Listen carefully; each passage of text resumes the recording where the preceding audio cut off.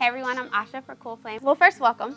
Hey. Thank you for sitting with us. So tell me, on your website, you have a quote that says, you can't wake up in the morning and not be yourself. So tell me, who are you? Who's Chris Batson? Chris Batson is a 22-year-old kid from Orlando, Florida, who really just is trying to do his thing in the music world, man. Just trying to make some headway, and just really trying to speak my mind on how I feel about life and how I feel about different situations that I've gone through. So, man, that's Chris Batson. Okay, let's talk a little bit more about that. What is your story? Growing up in Orlando, Florida, man, it's not much of a music scene. It basically was me going through a lot of stuff, whether it's dropping out of school or being out of work or just a lot of struggle, breakups, everything, man. Like, I feel like my writing encompasses a lot of that kind of stuff.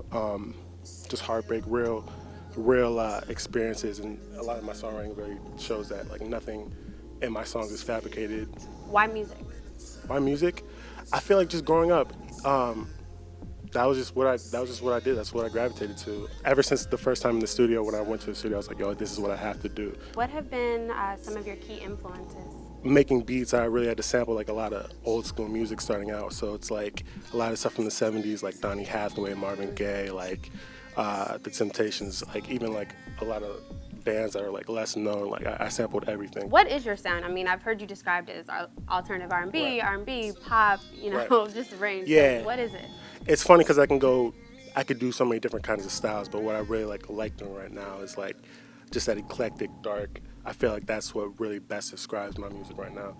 Even on the album that we're working on right now, it's a wide range of songs, but you could just tell it's the Chris Batson greenness and the Chris Batson darkness. Some of your songs, I mean, your lyrics are pretty intense, but the melodies themselves seem pretty optimistic. So why that contrast? I've really been picky about my melodies always, and I've always tried to just get the point across as clear as possible, and I just don't hold anything back, to be real. So I mean, there's no real contrast. It's just like I really do what I feel in these songs. Music, windows to the soul. Would it be accurate to say that you are, or at least were, a little bit apathetic, morbidly obsessed? Yeah. Like, is that accurate description of you? Things I've gone through in the past, like whether it's just breakups or just struggle with work or school, whatever. Like I feel like it's definitely accurate. I've gone through a period of time where I was just really sad and upset about life, and just, I guess you could say, depressed, if you want to say that.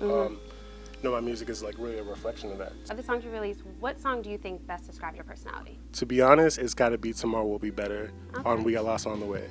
I just feel like my relationship with God, that song, it really goes in detail with that, and I feel like my life really revolves around that, and I feel like the problems and the things that I go through on a regular basis really revolve around my relationship with God, and whatever's going on with that. So I mean, I feel like Tomorrow Will Be Better definitely like is the one to go with. What do you want your fans to take away from your music? I really just want my fans to take away that there will be hope and that everything's gonna be okay at the end of the day. You know what I mean? Like, I'm here right now. I'm here. I'm alive. I'm well. I'm doing great. Even through struggle, even through pain, things are gonna be okay at the end of the day. Passenger seat. I kind of heard like suicide, depressed, loss of a loved one. What is that song really about? Passenger seat, man.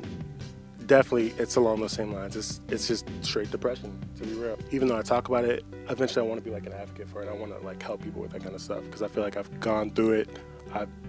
And I came out of it. You know what I mean? So it's definitely along those lines of just sadness, depression, just frustration and confusion.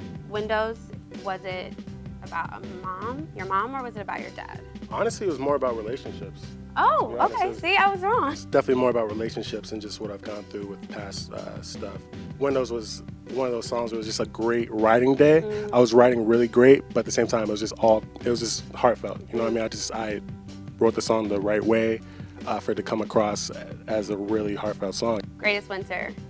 You said something about being afraid of the future. Yeah. Still true? In every situation, in every person's life, I think everybody's a little bit afraid of the future. But at that time, it was another level. It was another level of being afraid of the future because I was in Orlando. I wasn't doing anything. It was just frustration, confusion. So at that time, definitely. You talked about your music. You wanted your music to provide hope. Is that for you or is that for us? That's for you guys, man. I feel like I'm gonna be fine. You know what I mean?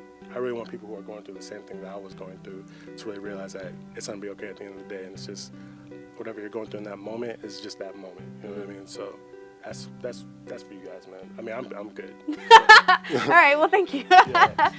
You're in in for January sure. issue Nice. of Music Connection. We went out and got it. Nice.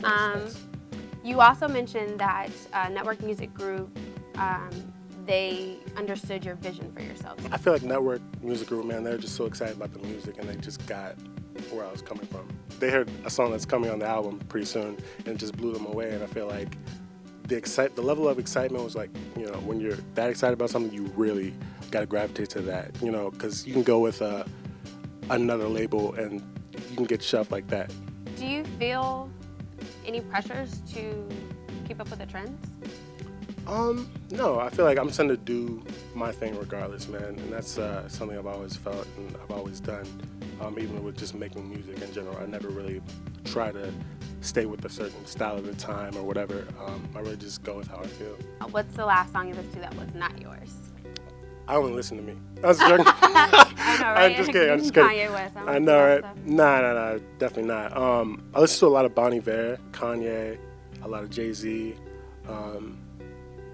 James Blake. Right now, there's this artist called Chad Valley. I really like him. He's like an 80s synth pop kind of feel. I listen to a lot of stuff, man. I all over the place. Finish this sentence for me. Okay. For Chris Batson, 2014 is going to be the year of? Prosperity. Okay. Yeah. Good. And what can your fans expect from you to come in 2014? Man. You have a whole new year. Yeah. Brand new year ahead of you. Just incredible music. Incredible music. An album? Yes. Yeah. Any dream collaborations? Dream collaborations, man. I'd love to actually work with The Dream. Drake, Frank Ocean. I love those guys, man. Like, those are some huge inspirations. Kanye, of course. Bon Iver. All the guys I listen to. Well, thank you so much. And that's it for Coool Flame with Chris Batson. Thanks, guys. Appreciate you.